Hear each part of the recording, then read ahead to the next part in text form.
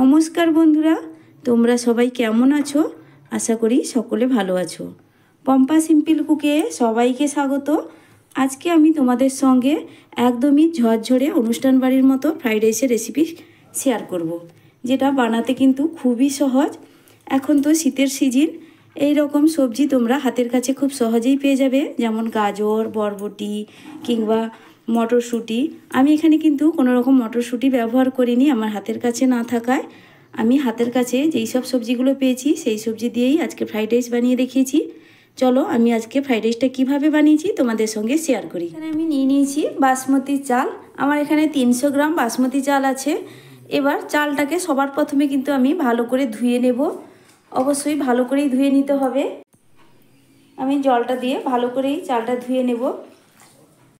একদমই আলতো হাতে চালটা ধুতে হবে, খুব বেশি কষলে ধোয়ার প্রয়োজন নেই, সেক্ষেত্রে কিন্তু চালটা ভেঙে যাবে। দেখো আমি ঠিক এইভাবেই ধুয়ে নিচ্ছি। এবার চাল থেকে যে এই সাদা রঙের জলটা বেরোচ্ছে, এই জলটা যতক্ষণ না একদম স্বচ্ছ জল হচ্ছে ততক্ষণ পর্যন্ত আমি ধুয়ে নেব। এখানে চালটাকে আমি 4 বার মতো জল পাল্টে পাল্টে ধুয়ে নিয়েছি। এবার আমি কিছুটা জল এতে দিয়ে চালটা 20 মিনিটের জন্য একটু ভিজিয়ে রেখে দেব। দেখো চালের উপরে জলটা কিন্তু আমার এবার স্বচ্ছ জল, একদমই ঘোলাটে জল নয়। 20 মিনিট আমি এই জলের সঙ্গে চালটাকে রেখে দেব এক সাইডে। এবার এখানে কিছু সবজি নিয়েছি আমার বরবটি আছে, বরবটি আমি একটু লম্বা লম্বা করে কেটে নিয়েছি একটা গাজর আর একটা ক্যাপসিকাম আর গাজরটাকেও আমি সেই লম্বা লম্বা করে একইভাবেই কেটে নিয়েছি। তারপরেই আমি এখানে নিয়ে নিয়েছি দেখো কিছুটা পরিমাণ কাজু আর কিশমিশটাকে আমি সামান্য একটু জল দিয়ে একটু ভিজিয়ে রেখে দেব। তারপরেই আমি গ্যাসে একটা কড়াই বসিয়ে দিয়ে দিয়েছি এখানে 1.5 লিটার জল। 300 গ্রাম চালের জন্য এখানে আমি 1.5 লিটার জল নিয়েছি। জলের পরিমাণটা কিন্তু সবসময় একটু বেশি রাখতে হবে। জলটা একটু বেশি থাকলে ফ্রাইড রাইসের চালটা কিন্তু খুবই ঝরঝরে হয়। এবার দিয়ে দিচ্ছি আমি এখানে পরিমাণ মতো লবণ। যেহেতু জলের পরিমাণটা একটু বেশি আছে, সেই জন্য আমি এখানে পুরো ভর্তি করেই 1 চামচ লবণ দিলাম। এবার আমি জলটা ফুটে ওঠা পর্যন্ত অপেক্ষা করব। দেখো জলটা এবার আমার কিন্তু ফুটে উঠেছে। এবার আমি চালগুলো ছেড়ে দেব। আমি 20 মিনিট পর চালগুলো ভালো করে জল ঝরিয়ে রেখে দিয়েছি একটা ছাঁকনির সাহায্যে। এবার আমি চালটা দিয়ে দিচ্ছি। অবশ্যই জলটা ফুটে ওঠার পর চালটা দিতে হবে। চালটার কালার ফ্রেশ রাখার জন্য, ধবধবে সাদা রাখার জন্য আমি এখানে দিয়ে দিচ্ছি 1 চা চামচ লেবুর রস। এর জায়গায় তোমরা ভিনিগারও ব্যবহার করতে পারো। লেবুর রস কিংবা ভিনিগার দিলে চালটা কিন্তু পুরো সুন্দর সাদা থাকে।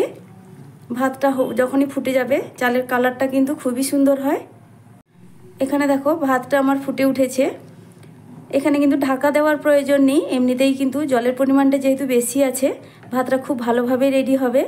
লেবুর রস কিংবা ভিনিগার এখানে কিন্তু অবশ্যই দেওয়ার চেষ্টা করবে, সেক্ষেত্রে কিন্তু ভাতের কালারটা খুবই সুন্দর হয়, একদম ফ্রেশ সাদা একটা ভাতের কালার আসবে। এখানে আমি কিন্তু ভাতটা 90% মতো রান্না করে নেব। ঘন ঘন নাড়ানাড়ির প্রয়োজন নেই, ভাতটা ভেঙে যাবে।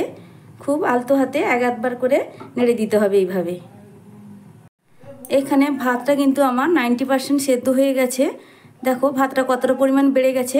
আমি তোমাদের একটু ভাতটা তুলে দেখাচ্ছি ঠিক কিভাবে সেদ্ধ হয়েছে। দেখো একদম গলে যায়নি, একদমই গোটা গোটা আছে, আর কিন্তু সেদ্ধ হয়ে গেছে 90%। এবার আমি ভাতটাকে ছেঁকে নেব। এর থেকে কিন্তু বেশি সেদ্ধ করা যাবে না। আমি এবার তুলে নিচ্ছি। তারপরে গ্যাসে আবার একটা কড়াই বসিয়ে দিয়ে দিচ্ছি তেল।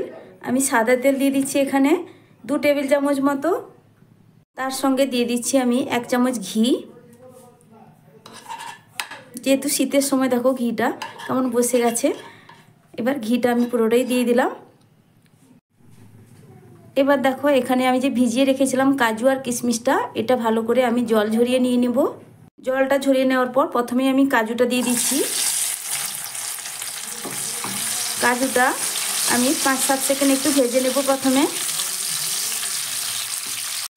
কাজুটা আমি 5-7 সেকেন্ড ভেজে নেওয়ার পর দিয়ে দিচ্ছি কিশমিশটা যেহেতু ভাজতে একদমই সময় লাগে না, তার কারণে আমি কিশমিশটা একটু পরেই দিয়ে দিচ্ছি। এবার একটু কাজুর সঙ্গে কিশমিশটা একটু ভেজে নেব, তারপরেই তুলে নেব। দেখো কাজু আর কিশমিশটা কিন্তু আমার এখানে ভাজা হয়ে গেছে, কাজুটারও কালার চেঞ্জ হয়ে গেছে আর কিশমিশগুলোও ফুলে উঠেছে। এবার আমি এগুলোকে তুলে নেব। কাজু আর কিশমিশটা ভেজে নেওয়ার পর কড়াইতে আমার তেল ও ঘি আছে, আমি আবারও 1 টেবিল চামচ মতো সাদা তেল দিয়ে দিচ্ছি সবজিগুলো ভেজে নেওয়ার জন্য। এবার আমি দিয়ে দিচ্ছি সবার প্রথমে গাজর, যেহেতু গাজরটা ভাজতে একটু সময় লাগে সবার প্রথমেই, তার কারণে আমি গাজরটা দিয়ে দিচ্ছি। গাজরটাকে প্রথমে আমি 1-1.5 মিনিট মতো একটু ভেজে নেব। গাজরটা আমি ভেজে নিয়েছি 1-1.5 মিনিট ধরে। তারপরেই দিয়ে দিচ্ছি এখানে কেটে রাখা বরবটি। এখানে বরবটির জায়গায় তোমরা কিন্তু বিনসও ইউজ করতে পারো। এবার বরবটিটা আমি একটু ভেজে নেব। এবার বরবটিটাকেও আমি 1 মিনিট মতো একটু ভেজে নিচ্ছি। এবার দিয়ে দিচ্ছি পরিমাণ মতো লবণ। সবজির পরিমাণে আমি লবণটা এখানে দিয়ে দিলাম।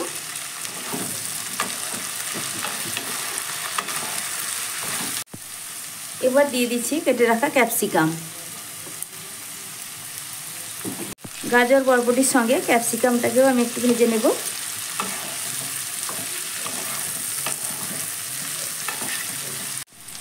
সব সবজিগুলো কিন্তু আমার এখানে খুব ভালো করেই ভাজা হয়ে গেছে। এবার সবজিগুলো আমি তুলে নেব।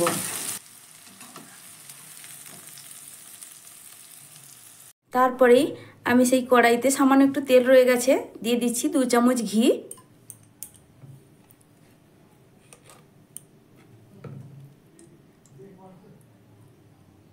গ্যাসের ফ্লেমটা আমি কিন্তু এখানে লোতেই রেখেছি। আর এখানে দেখো আমার ঘিটা কিন্তু গলে গেছে। তারপর আমি এখানে দিয়ে দিচ্ছি একটা তেজপাতা, আমি 2 টুকরো করেছি, নিয়েছি 5টা এলাচ। এলাচের মুখগুলো আমি একটু খুলে নিয়েছি এইভাবে। আর নিয়েছি এখানে 5টা থেকে 6টা লবঙ্গ, আর নিয়েছি 4 টুকরো দারচিনি। এবার সব কিছু আমি এই তেলের ঘির মধ্যে দিয়ে দিলাম। মশলাটা আমি কিন্তু লো ফ্লেমে একটু ভেজে নেব, যতক্ষণ না পর্যন্ত মশলাটা থেকে সুন্দর একটা গন্ধ বেরোচ্ছে। এখানে আমার মশলাটা কিন্তু খুব সুন্দর করে ভাজা হয়ে গেছে, সুন্দর একটা গন্ধ বেরিয়েছে। তারপরেই আমি এখানে দিয়ে দিচ্ছি ভাতটা।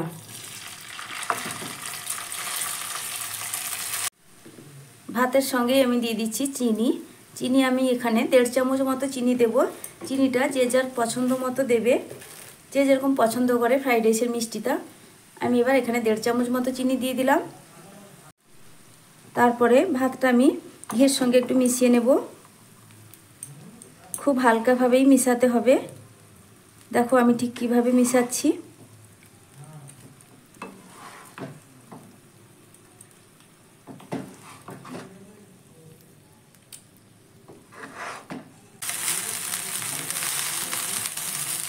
আমি এখানে 2 থেকে 3 বার খুব হালকাভাবে চালটাকে ঘিয়ের সঙ্গে ভেজে নিয়েছি।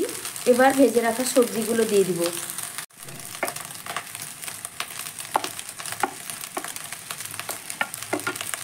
তার সঙ্গে আমি দিয়ে দিচ্ছি ভেজে রাখা কাজু ও কিশমিশ।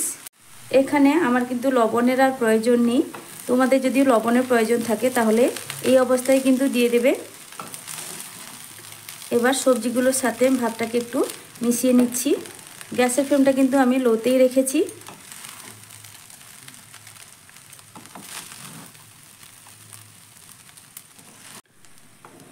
এখানে কিন্তু ফ্রাইড রাইসটা আমার একদমই রেডি হয়ে গেছে। এবার আমি গ্যাসের ফ্লেমটা অফ করে দিব।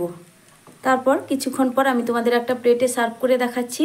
আমি এবার এখানে একটা প্লেটে সার্ভ করে নিয়েছি। আমি তোমাদের একটু দেখাই আমার ফ্রাইড রাইসটা কতটা পরিমাণ ঝরঝরে হয়েছে। খুবই ঝরঝরে আর খুবই সুস্বাদু হয়েছে। আমার এই ফ্রাইড রাইসের রেসিপি তোমাদের কেমন লাগলো কমেন্ট করে জানাবে। আর যদি ভালো লেগে থাকে প্লিজ বন্ধুরা লাইক শেয়ার সাবস্ক্রাইব করে দেবে।